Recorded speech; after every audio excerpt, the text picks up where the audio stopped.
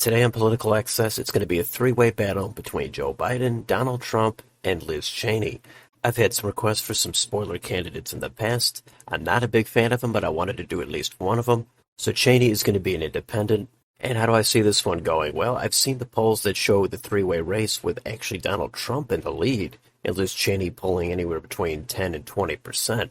My own view is by the time the election rolled around, Cheney would get somewhere between 6 and 10% of the vote nationally. Different states are going to vary.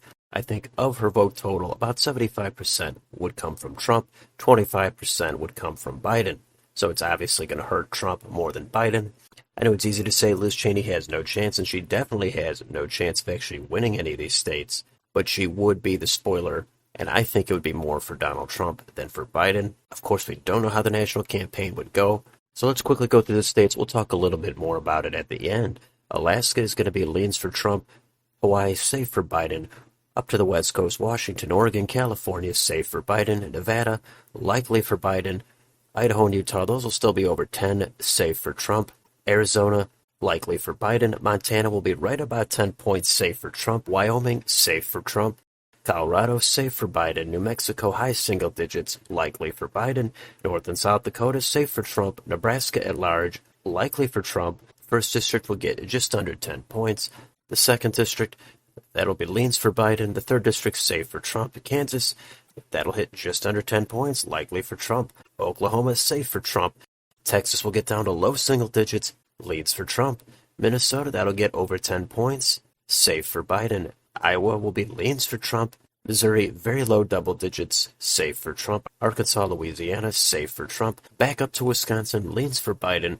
Illinois, safe for Biden. Michigan, 5 to 6 points, likely for Biden. Indiana, low double digits, safe for Trump. Kentucky, Tennessee, Mississippi, and Alabama, safe for Trump. How about down in Florida? This was a tough call for me. I went back and forth on it. But in the end, with the vote splitting in this dynamic, I saw it going back toward Biden by a tilt margin. Georgia, mid-single digits, likely for Biden. South Carolina will get slightly under 10, likely for Trump. North Carolina, that'll go toward Biden by a couple of points. Ohio, that'll get down to a lean for Trump. West Virginia, safe for Trump. Back up to the Northeast, Maine at large, safe for Biden. The first district, safe for Biden. The second district, likely for Biden. New Hampshire will crack 10 points, safe for Biden. Vermont, New York, Massachusetts, Connecticut, Rhode Island, New Jersey, Delaware, Maryland, Washington, D.C., safe for Biden. Pennsylvania, that'll be about 4.5 to 5 points, leans for Biden. And finally, the last state is Virginia, and that'll hit about 10, maybe up to 11 points, safe for Biden.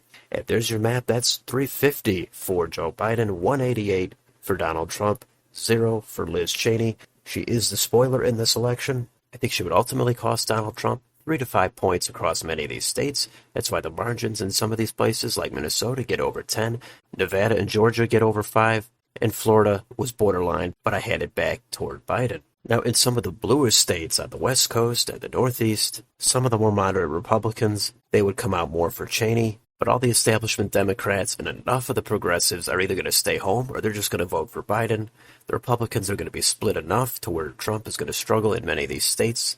I think the Rust Belt would easily go blue in this scenario. Even if Cheney only took 1 or 2% in some of these states, that would probably cost Trump the election. Now, of course, there's a lot of other factors that we don't know.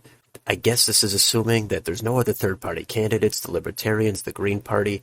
If they were factored into this, that would make it endlessly complicated, and we don't know how the campaign would go. Would people like Susan Collins, Mitt Romney, Lisa Murkowski, would they come out for Liz Cheney knowing that she has no chance to win any of these states just to cost Trump the election? There'd be a lot of anger, there'd be a lot of frustration, but meanwhile, I think the Democrat, Joe Biden, would pretty much coast to re-election in this scenario. Now, some of those national polls in the three-way race I saw with Donald Trump in the lead, I just don't think they would pan out in the end. I do not think Cheney would get 15 or 20% at all.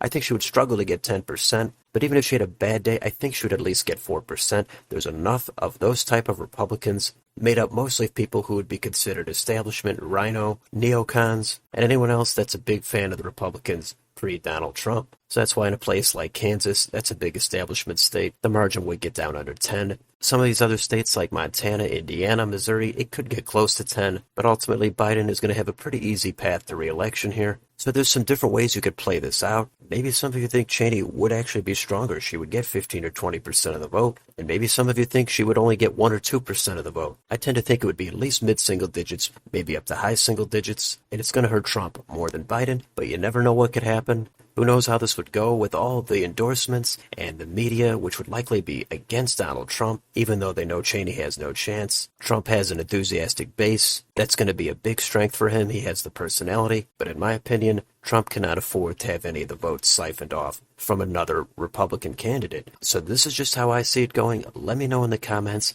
How do you see this matchup going? Which states would you change? What would your margins be? Or do you mostly agree with this map? Let me know down below. On your way out, don't forget to like, share, and subscribe. Hit the bell for notifications. Thanks for watching, and I'll see you on the next video.